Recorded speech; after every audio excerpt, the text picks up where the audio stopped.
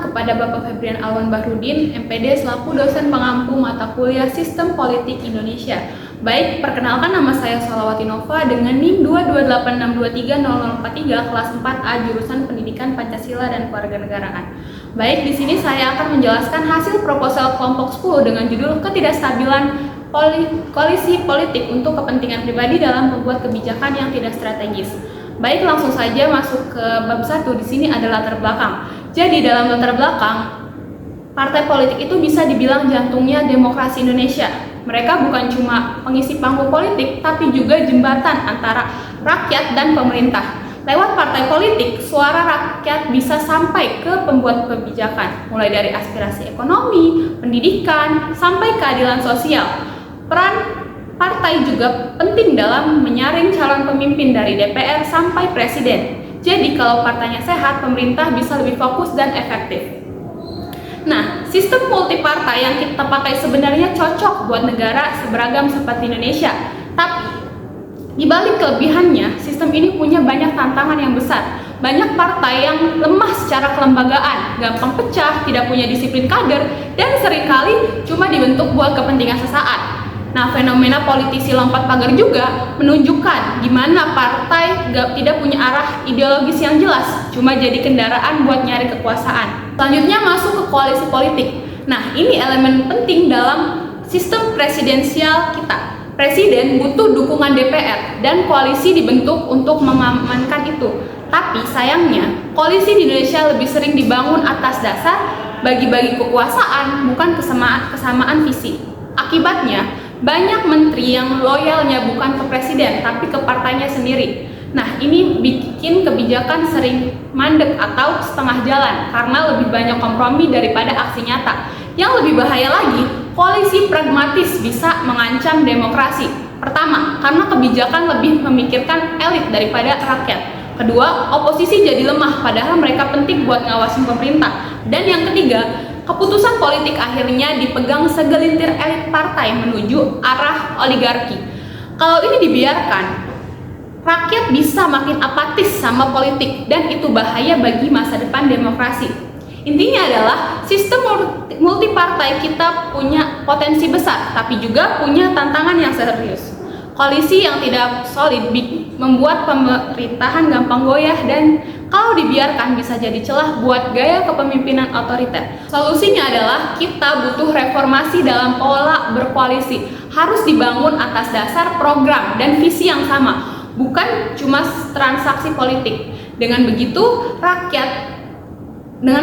kebijakan lebih pro rakyat, pemerintah lebih stabil dan demokrasi kita makin dewasa. Selanjutnya yaitu ada identifikasi masalah. Di sini kelompok 10 mengambil 3 identifikasi masalah, yaitu yang pertama ada melemahnya check and balances, yang kedua terjadinya dominasi kepentingan elit politik, dan yang terakhir ada menurunnya kepercayaan masyarakat terhadap sistem politik. Selanjutnya ada rumusan masalah. Kelompok kami mengambil 3 rumusan masalah, yaitu yang pertama ada apa faktor-faktor yang menyebabkan melemahnya sistem check and balances dalam sistem politik. Yang kedua, bagaimana dominasi kepentingan elit politik memengaruhi proses pengambilan kebijakan publik, dan yang terakhir, mengapa kepercayaan masyarakat terhadap sistem politik itu menurun dan apa dampaknya terhadap partisipasi politik. Selanjutnya, adapun tujuan penelitian kami yang pertama ada menganalisis penyebab melemahnya fungsi check and balances dalam sistem pemerintahan. Yang kedua, mengkaji sejauh mana dominasi elit politik memengaruhi jalannya demokrasi. Dan yang ketiga, menelusuri faktor-faktor penyebab penurunan kepercayaan masyarakat terhadap sistem politik. Selanjutnya ada manfaat penelitian. Manfaat yang pertama yaitu manfaat teoritis. Nah, dalam manfaat teoritis, penelitian ini diharapkan memperkaya kajian teoritis tentang dinamika koalisi politik, khususnya ketidakstabilan akibat kepentingan pribadi aktor politik. Nah, temuan penelitian memberikan justifikasi empiris terhadap teori-teori koalisi, memperkuat pemahaman tentang pragmatisme politik, serta mendorong pengembangan pendekatan baru dalam studi tata kelola pemerintahan yang adaptif terhadap dinamika politik koalisi. Yang kedua ada manfaat praktis. Penelitian ini dapat menjadi acuan bagi pembuat kebijakan untuk menciptakan koalisi yang stabil dan strategis. Masyarakat diharapkan lebih sadar akan pentingnya stabilitas politik. Manfaat khusus antara lain yaitu yang pertama ada membantu pembuat kebijakan menyusun mekanisme koalisi yang berorientasi kepada kepentingan publik. Yang kedua, memberikan pemahaman kepada partai politik tentang dampak negatif koalisi tidak stabil. Yang ketiga, menjadi referensi empiris bagi peneliti dalam kajian elit politik, koalisi pemerintahan, dan kualitas kebijakan publik. Selanjutnya yaitu kajian teori. Yang pertama ada teori koalisi partai politik. Koalisi partai politik adalah bentuk kerjasama strategis antar partai untuk mencapai tujuan bersama, seperti membentuk pemerintahan yang stabil dan efektif. Dalam sistem presidensial multipartai, koalisi menjadi suatu keniscayaan karena sulit bagi satu partai untuk menguasai semua parlemen secara penuh. Namun, koalisi seringkali bersifat pragmatis dan sementara karena dibentuk atas dasar kepentingan politik jangka pendek seperti kekuasaan dan pengaruh dengan masing-masing pihak membawa kepentingannya sendiri. Partai politik sebagai pilar demokrasi memegang peran penting dalam pembentukan koalisi dan menjadi saluran aspirasi rakyat. Menurut Undang-Undang Nomor 2 Tahun 2011, partai politik dibentuk berdasarkan kesamaan cita-cita untuk memperjuangkan keutuhan NKRI. Dalam praktiknya, partai menjadi penghubung antara rakyat dan pemerintah sekaligus penggerak sistem kepartaian. Koalisi dapat terbentuk di dalam pemerintahan maupun sebagai oposisi dan memiliki 3 tipe utama. Yang pertama ada koalisi pemenangan minimal, koalisi minoritas, dan koalisi besar. Keberhasilan koalisi sangat bergantung pada keselarasan kepentingan, kemampuan mengelola dinamika politik, dan komitmen partai terhadap tujuan bersama dalam sistem demokrasi yang sehat. Yang kedua ada teori kepentingan pribadi. Teori kepentingan pribadi dalam politik menjelaskan bagaimana motivasi individu atau kelompok untuk meraih keuntungan pribadi seringkali mendominasi proses politik, bahkan mengesampingkan kepentingan publik. Nah, dalam konteks ini partai politik dan koalisi yang seharusnya menjadi sarana untuk memperjuangkan aspirasi rakyat justru sering digunakan sebagai alat untuk mempertahankan kekuasaan dan mengamankan akses terhadap sumber daya negara. Nah, fenomena ini menjadi sangat relevan dalam sistem berdemokrasi, khususnya di Indonesia pasca reformasi, di mana praktik politik pragmatis dan potensi korupsi yang masih tinggi. Yeni Sri Lestari mengungkapkan bahwa praktik partai politik Indonesia setelah reformasi menunjukkan kuatnya dominasi kepentingan pribadi dan kelompok. Ia memperkenalkan konsep partai kartel, yaitu bentuk koalisi antar partai yang tidak didasarkan pada kesamaan ideologi, melainkan pada tujuan pragmatis untuk mempertahankan kekuasaan dan menguasai sumber daya negara. Dalam praktiknya, kepentingan pribadi dalam politik termanifestasi dalam 2 bentuk, yaitu yang pertama ada melalui kerjasama kolektif elit partai untuk memanfaatkan dana publik demi kelangsungan partai. Dan yang kedua ada melalui penguasaan atas lembaga-lembaga negara secara bersamaan yang melemahkan sistem check and balances dan membuka ruang terjadinya korupsi politik. Sementara itu, Sahya Anggara menyoroti bagaimana aktor politik di Indonesia memanfaatkan posisi dan kekuasaan bukan untuk kepentingan publik, melainkan untuk memperjuangkan agenda kelompok tertentu. Ia menekankan bahwa politisasi kekuasaan telah menggerus profesionalisme dan akuntabilitas dalam pemerintahan. Elit politik seringkali menyusun kebijakan publik tanpa mempertimbangkan keberlanjutan jangka panjang, sehingga kebijakan menjadi tidak strategis dan mudah berubah tergantung pada pihak yang berkuasa. Fenomena ini menimbulkan ketimpangan, merusak tata kelola pemerintahan, dan melemahkan kepercayaan publik terhadap sistem politik. Menurut Sahya, stabilitas politik hanya dapat dicapai jika kekuasaan benar-benar diarahkan untuk melayani rakyat. Sebaliknya, jika kekuasaan terus digunakan untuk memperkuat dominasi kelompok tertentu, maka sistem politik akan tetap rapuh dan tidak konsisten. Kepentingan pribadi dalam politik juga dapat mengganggu integrasi sosial, menghambat pembangunan, serta menurunkan legitimasi lembaga-lembaga politik. Selanjutnya yang ketiga ada teori kebijakan publik. Kebijakan publik adalah merupakan serangkaian keputusan atau tindakan yang diambil oleh pemerintah untuk mengatur dan mengelola berbagai aspek kehidupan masyarakat. Kebijakan ini disusun sebagai upaya mengatasi masalah-masalah publik dan mengoptimalkan sumber daya agar penggunaannya efektif, efisien, dan adil.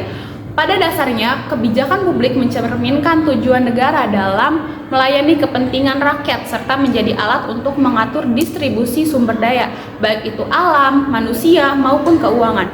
Kebijakan ini tidak hanya sebatas aturan hukum, tapi juga merupakan bentuk tanggapan pemerintah terhadap isu-isu sosial, ekonomi, politik yang terus berkembang. Dalam merumuskannya, pemerintah mempertimbangkan berbagai faktor seperti manfaat, biaya, keadilan sosial, dan partisipasi masyarakat. Beberapa pendekatan yang sering digunakan dalam memahami kebijakan publik antara lain yaitu pendekatan kesejahteraan sosial, pluralisme, intervensi pemerintahan, dan tata kelola berbasis masyarakat. Setiap pendekatan menggambarkan sejauh mana peran pemerintah diperlukan dalam menciptakan kebijakan yang berpihak pada masyarakat.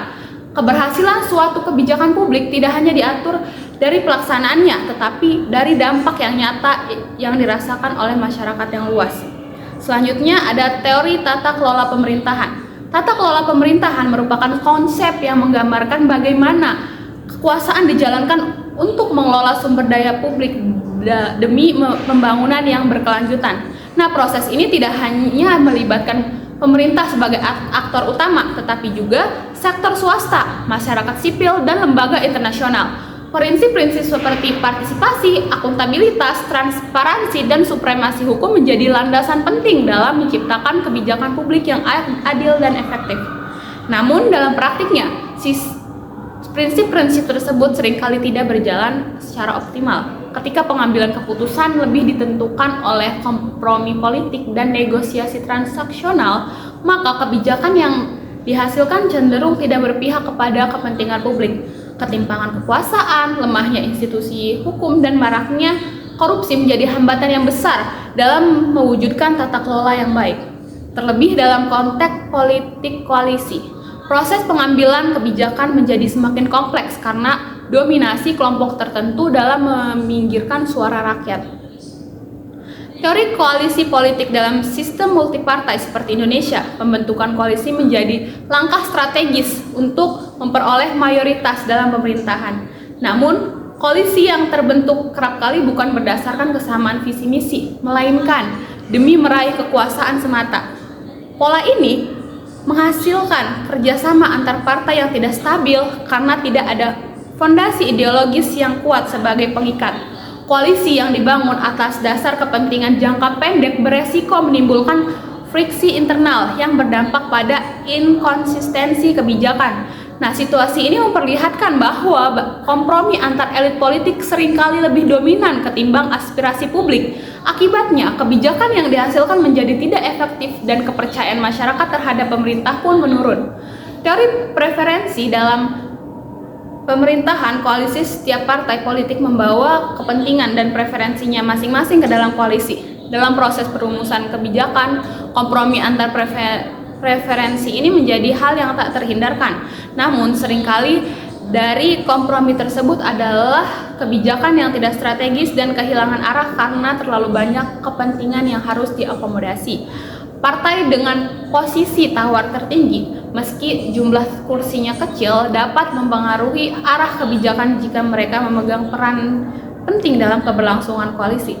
Hal ini menjadikan proses kebijakan sangat dinamis, namun juga beresiko tinggi terhadap ketidakpastian. Ketika arah kebijakan terus berubah mengikuti dinamika internal koalisi, maka efektivitas birokrasi dan pelayanan publik pun ikut terdampak negatif. Selanjutnya yaitu teori koalisi advokasi. Nah, dalam dinamika kebijakan publik terdapat kelompok-kelompok yang membentuk koalisi berdasarkan kesamaan nilai dan keyakinan.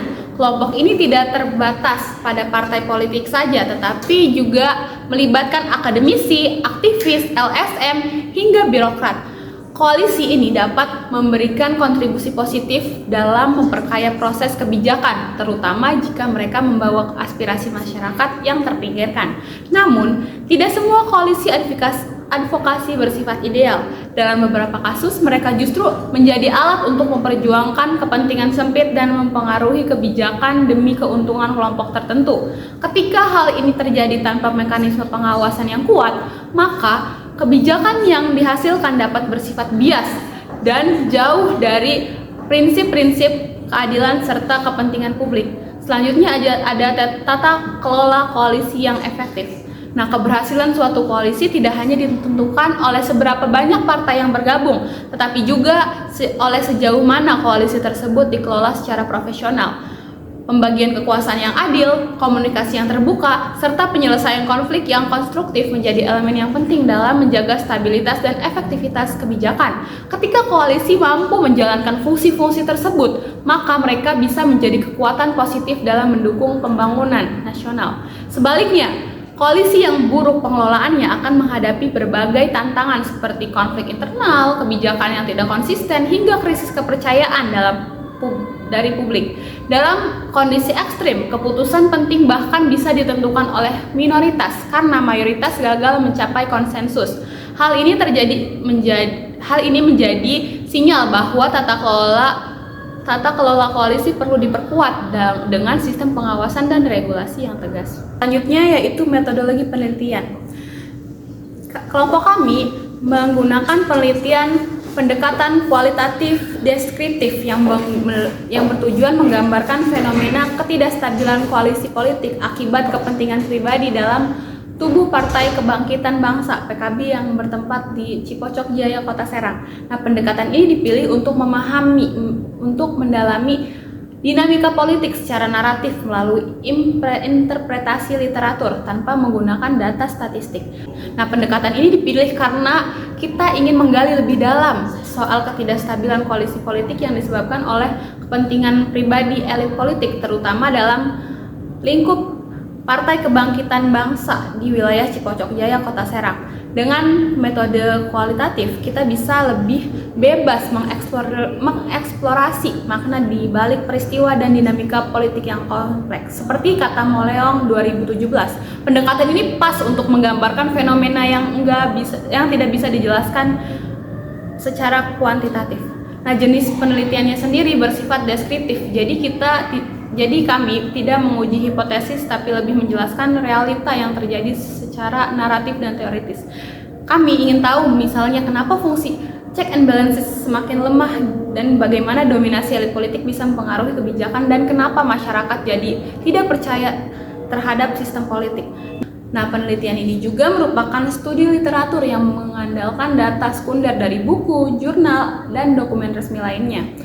Untuk lokasi penelitian ini difokuskan di DPW PKB Banten yang berlokasi di Cipocok Jaya, Kota Serang. Lokasi ini dipilih karena menjadi pusat kegiatan politik Partai PKB di Banten, sekaligus tempat berlangsungnya dinamika internal dan pengambilan kebijakan yang relevan dengan tema penelitian. Selanjutnya ada sumber data. Data yang digunakan terdiri dari data primer yang didapatkan melalui observasi langsung dan wawancara dengan pengurus Partai PKB di lokasi penelitian. Dan yang kedua ada data sekunder yang diperoleh dari literatur seperti buku, jurnal ilmiah, dokumen kebijakan, dan arsip yang relevan. Selanjutnya ada teknik pengumpulan data. Nah, data dikumpulkan dengan 3 teknik utama, yaitu yang pertama ada observasi yang terdiri dari partisipatif dan non-partisipatif, yang kedua ada wawancara mendalam, yang ketiga ada studi dokumentasi terhadap dokumen resmi, laporan kebijakan, dan literatur politik. Demikian pemaparan hasil proposal dari saya, kurang lebihnya mohon maaf. Wassalamualaikum warahmatullahi wabarakatuh.